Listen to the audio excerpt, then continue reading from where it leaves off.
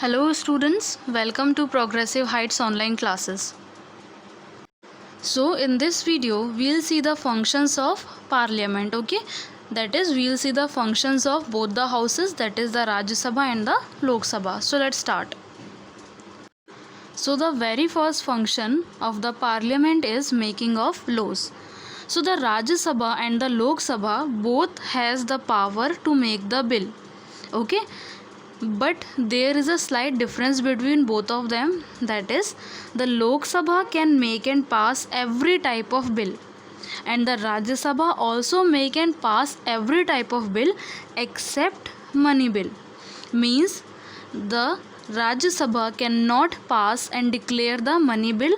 This right is only given to the Lok Sabha. Means Lok Sabha pass every type of bill including the money bill, but Rajya Sabha can pass every type of bill except money bill, okay?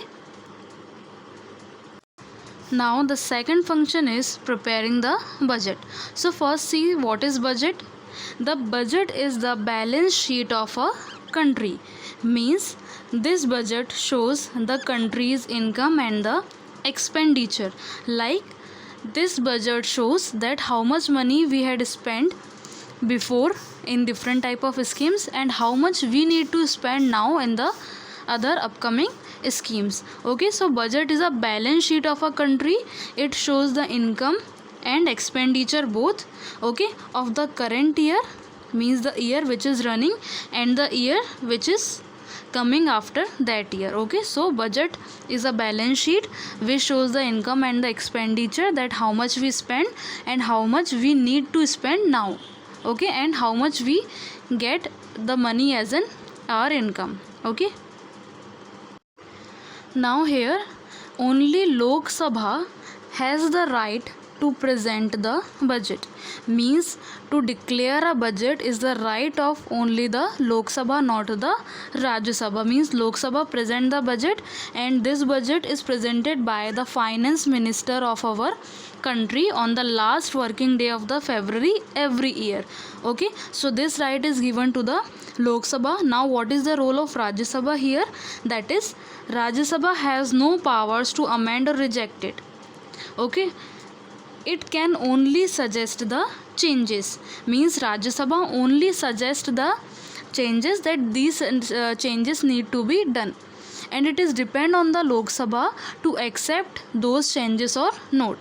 Means Rajya Sabha work is to present the budget, then they send the budget list to the Rajya Sabha. Now Rajya Sabha, if they need to do any type of changes, then they can do, okay? Then again the bill passes to the Lok Sabha, okay? And now Lok Sabha has the right to accept those changes done by Rajya Sabha or not, okay? So here preparing of budget and presenting of budget power is given to the Lok Sabha, and there is no power in budget for the Rajya Sabha, okay? Now the third power is elective and judicial power, okay? So this is the power of both the Rajya Sabha and the Lok Sabha. What the power they have? They had the power that they can elect the president and the vice president of the country, okay? This is the first power. And second power is they can remove the president and the judges of Supreme Court and High Court.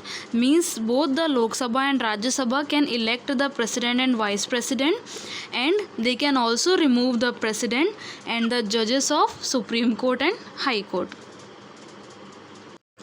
The last function of the parliament is control over executive, okay? So both the houses, that is the Lok Sabha and the Rajya Sabha, both has the power to control the executive branch of the government. Means the executive branch of the government is answerable to the parliament, that is the Lok Sabha and the Rajya Sabha. Suppose if they are taking decision, okay, then if Lok Sabha or the Rajya Sabha ask to decide, means what they decided about that, or if there is wrong in that decision, then the Lok Sabha and the Rajya Sabha has the right to ask answer for their questions to the executive branch, okay? And if any of the Lok Sabha or Rajya Sabha pass the vote of no confidence, then the executive will need to resign. Okay. So students, I just hope you got all the functions and powers of both the houses. Now just go through the topic in your books. Okay, thank you.